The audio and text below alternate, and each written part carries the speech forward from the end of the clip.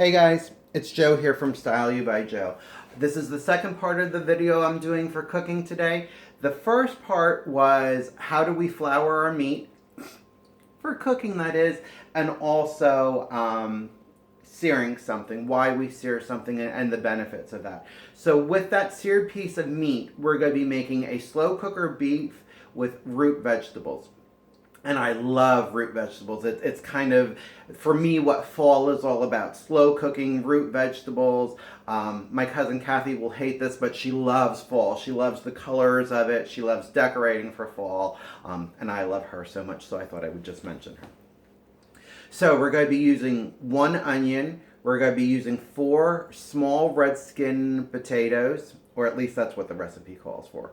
We're going to be using 2 carrots. We're going to be using a turnip, a rutabaga, salt, pepper, 3 tablespoons of flour. We're going to be using 1 can of tomato sauce, 2/3 of a cup of brown sugar.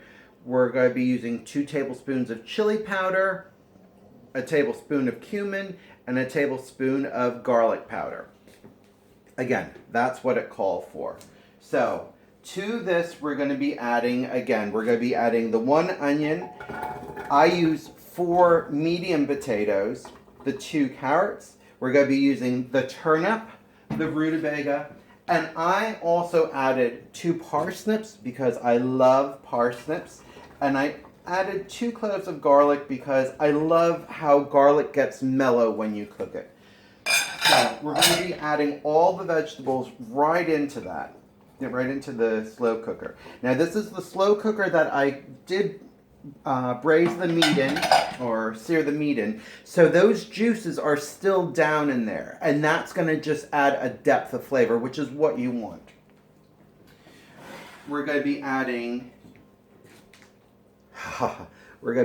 this wonderful piece of chuck roast that I caramelized. Wow. Now it'll all cook down, no worries. Now, if you watched that first video, you know that I used the flour, the chili powder, the cumin, and all those dry vegetables to flavor the meat. I also am going to be using them again to thicken it.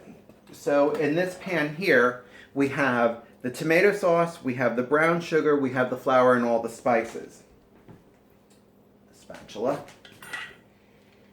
And we're just going to put this down over the meat and over the vegetables. And guys, that's it. The recipe is that simple.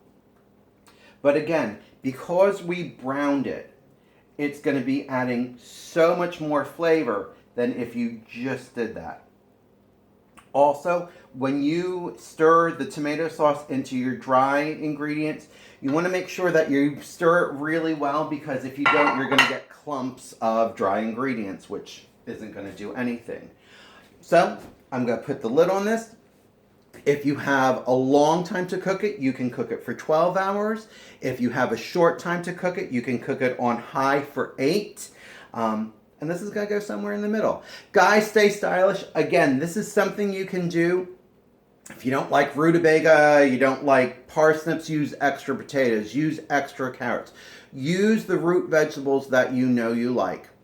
You can do this. I can do this, you can do this. Stay stylish, and I'll talk to you soon.